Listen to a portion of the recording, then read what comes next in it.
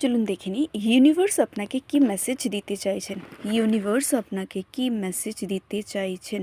Universe universe বলছে যে আপনি আপনার মধ্যে স্ট্রেংথ রাখুন। আপনি যেই কাজটা বা যেটার জন্য আপনি পড়ে আছেন, আপনি ধৈর্য হারাবেন না। আপনি আপনার মধ্যে স্ট্রেংথ রাখুন, সেই কাজটা হবে। আর আপনার যে অ্যাঙ্গার ইস্যু আছে সেটাকে আপনি কন্ট্রোলে রাখুন।